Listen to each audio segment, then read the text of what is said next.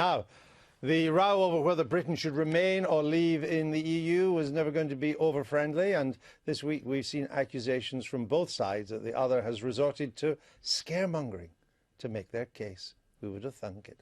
Earlier this week it turned out that even the Prime Minister, the man who once proclaimed that sunshine would win the day, wasn't above issuing a gloomy warning. Here's what he had to say about what could happen to British borders if we left the EU. On the issue of Europe and our borders, I make the point again. Yes, this is a bilateral agreement. It's a good agreement. It's an agreement that means that our borders are effectively in Calais, not in Dover. That is good for Britain. I want us to keep that. I work very hard with my French counterparts, as does the Home Secretary, to make sure that we do keep that. That is why we've helped with fencing. That's why we've helped with finances. That's why we've helped with border guards and cooperation and all the rest of it. But the fact is there are a lot of opposition politicians in France who would love an excuse to tear up that treaty and would like the border not to be in France but to be in Britain. And I don't want to give people an excuse to do that. And that was the Prime Minister. We're joined now by James McGrory, Head of Communications for Britain Stronger in Europe, and Richard Tice, Founder and Chief Executive of Leave.EU, one of the groups campaigning to get us out of the EU. So after all these accusations and counter-accusations of scaremongering, we've devised a daily politics quiz. I knew you would expect us to. It's loosely inspired by the Generation Game. Remember that? Of course you do. Look at your age. Anyway, to try and get to the bottom of some of these stories, James, Richard, you're going to see a series of images as they pass on the conveyor belt, and I want you to identify which scare stories have been pushed by which campaign. So here we go. There it is, up on the screen. There we go. I think that's one of ours. Yours? That's one of yours. Okay. 4% inflation. Biscuits, which one's that? NHS. It's one of yours. Bees. Haven't seen that. One of ours, I think. Mr. Putin. One of yours. The Eurozone. Definitely one of yours. So you did identify some of them there. I think most were on the Remain side. Oh, it's got to be 4 each, no? There's, BBC. So there's 4 each. Which ones were the Remain scare stories? Oh, this is tough now. You've got to remember what they are. There was, okay, no, one was toy. about There was no cuddly toy either. There was no cuddly toy. Football was ours. Football was yours. I can only remember football now. What was it, though? What was the point? You couldn't buy players anymore from Europe. You're allowed to travel freely in the EU and work freely in the EU, and that footballers, Hector Bellerin at Arsenal, for example, came through as a youngster, wouldn't be allowed to I don't want to get into the details of each one. Remember, they are scare stories. 4%, Citibank saying that inflation would go to 4% if we left. The in-group made use of that. Who knows where Citibank got that figure? No wonder bank stocks are plummeting. Bees, that was Remain, and bees because there's something to do with the European bees. Mr. Putin was Remain because he'd love us to leave as well. The out-scare stories were Turkey. They're all coming here. Yep. The flag of Turkey will be flying over Downing Street shortly. That was one. That's great. Biscuits, interfering with how we prepare biscuits. The NHS. We'll have to privatise it all unless we get out. And the Eurozone.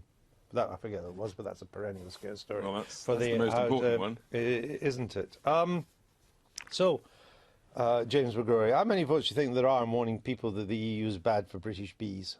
I don't think it's the be-all and end-all, Very good. but there is there's a serious issue with the decline in the bee population. Yeah, but it's got nothing to do with our membership, has it?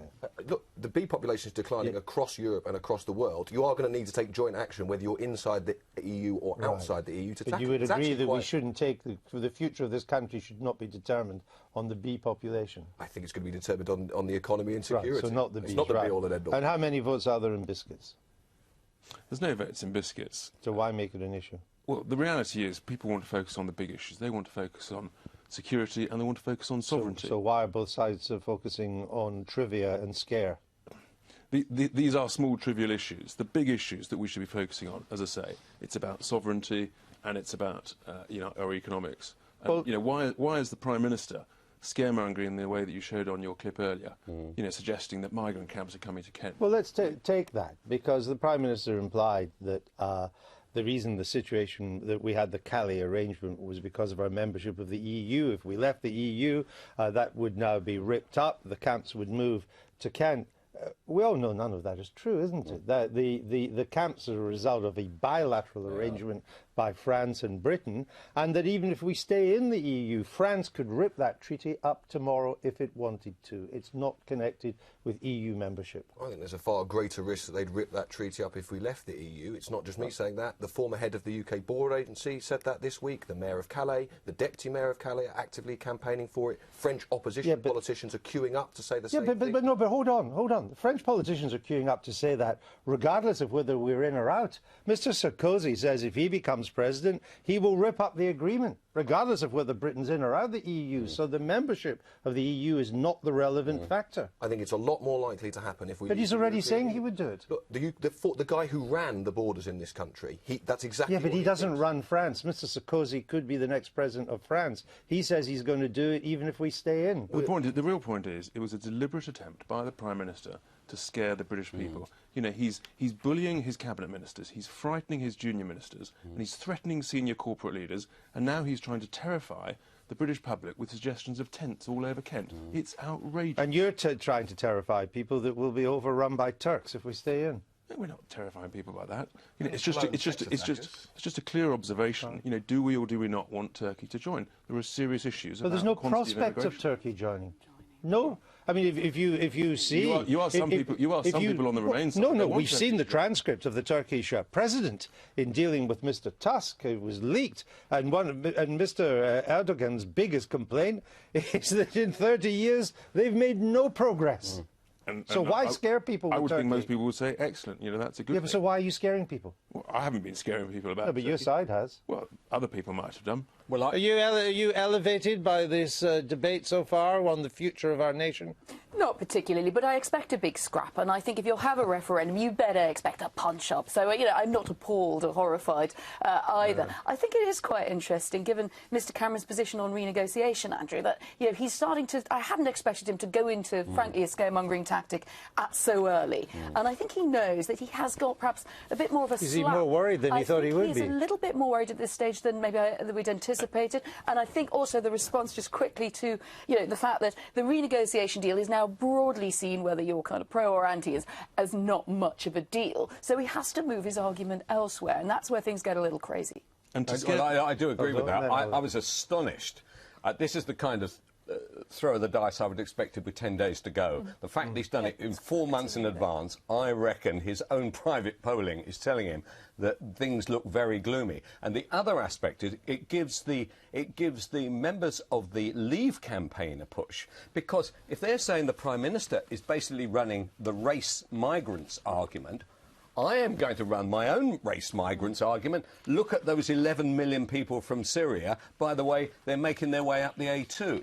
I thought that was a disastrous move by him. But look, he's flogging himself to death 7 days a week with various things. He's even fronting up prison reforms now, right in the middle of all these negotiations. I think he's overworking, he's overworried, he's in a rush, he's overstressed. Yeah. He's scaring people at a time when he's gagging his own ministers. But we love it, to be honest, all this scaremongering, because the truth is the British people, we will not be bullied, we will not be scared, we will not be threatened, and I'm convinced we will vote. I don't necessarily want you to answer the substance of this, but when will we move on, both sides, in your case, when will we start to hear the positive, uplifting case for remaining in the European Union? I'll try to make it every day. The economic benefits we get from being in the EU, the jobs that are linked to our membership of the EU, the lower prices in the shops, the huge amounts of foreign investment we get into this country because big companies know they can trade to the world's largest trading bloc right on our doorstep. I'd much rather talk about those things than biscuits or bees. And when will we get a clearer idea of what kind of nation we'd be if we're no longer in the EU? We're making that message all the time. You know, the truth is that Britain, we will be outward-facing, we will be globally facing, and it's really interesting. More and more big businesses, when they address the issues, are now recognising that actually, forget all the myths, they're admitting that, you know, there is no concerns about their jobs and about their investment and their plans for the UK. You take Toyota, Nissan, Vauxhall, they've all said, you know, actually, it won't make any difference. What we're going to do, well, sorry, we have run out of time, but you can see it is actually, certainly for me, more interesting when we get on to the important issues. Perhaps next time. So next time we'll come back and Less bees. forget the bees. All the birds and the bees.